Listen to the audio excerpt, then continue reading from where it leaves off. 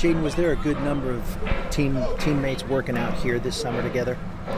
Yeah, I think that you've seen it not just this summer, but all the way back in January.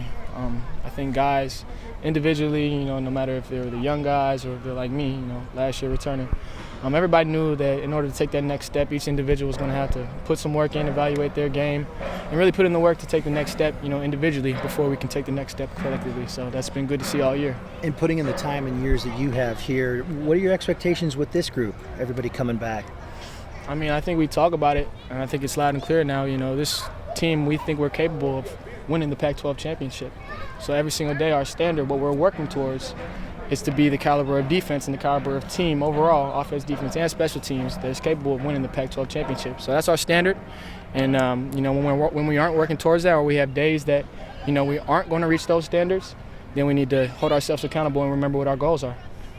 If you guys are going to reach that goal, how much of an impact do you think your group, the secondary, will make in getting there?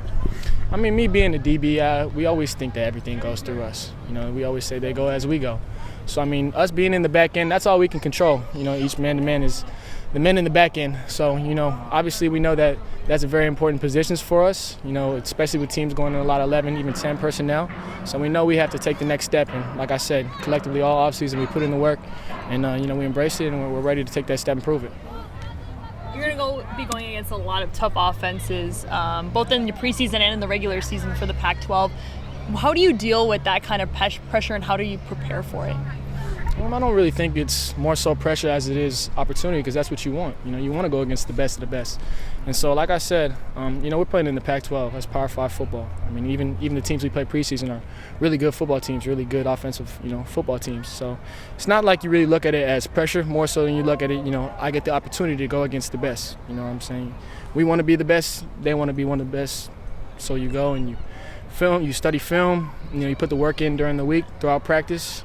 And then, all those hours, all those long off-season, moments where you're putting in work, it all adds up to those very moments in the games, where you embrace the challenge and you get to see who's better. Have there been moments, these first few days, that have kind of gotten your attention? When you talk about taking the next step, are you seeing it in little bursts, little moments? I'm definitely seeing it for sure. I'll talk about our room specifically. I feel like I'm playing with 4 or 5 guys who are, the better DBs in the Pac-12. Katan Oladapo has taken a huge step in his game, huge step. Same thing, I know he's on the shelf right now, but Alton Julian, Alex Austin, Rajon Wright, what I'm saying? I genuinely feel like I'm playing with, I get to share the field with, 4 or 5 other of some of the best DBs in the Pac-12. So that's one area you definitely in our room that I've seen a jump. Coach Bray is leading the defense in training camp for the first time. What are you seeing out of him that's maybe different than you've seen in the past? The good thing about Coach Bray is that you know exactly what you're going to get with him. He hasn't changed from the very first day I've ever met him.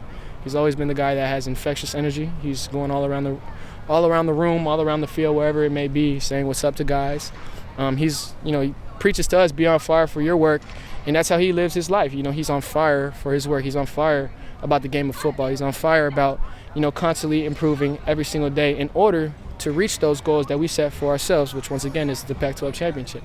So that's a good thing about Coach Bray is that you know what you're going to get out of him. We all love him, we all respect him. We all take his words to heart, and we'd all run through a brick wall for him. What was your reaction in the summer when the 2 schools, USC and UCLA, decided to leave? The news came out, and what about your teammates too? I don't really think we care. But this is year 7. Yeah. If you could go back to 18-year-old Jaden, the walk-on, what do you think he would say if he could see you right now? Man, that's a good question. I don't think that 7 years ago when I was, just had turned 18, I don't even know if I would have saw myself in this position as far as, being a 2-time captain on the team, all conference, whatever it may be. So I just think there's so many steps in my journey that people don't really understand. And they all know I'm here 7 years, but they don't know that I missed the whole first 3 years of my career, with back-to-back season-ending injuries and a bunch of more adversity. So I guess I'm just thankful to be in the situation I'm in right now and being here in this camp. I'm blessed to be here, and I feel grateful for all the adversity that I fought through that led me to this very moment.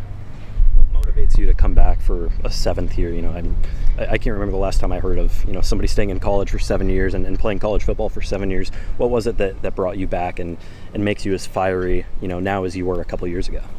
Well, I think everybody, you know, when you're evaluating whether or not you should take that next step, you know, to the next level, everybody has their own factors. So for me, it was obviously those, talking to my family.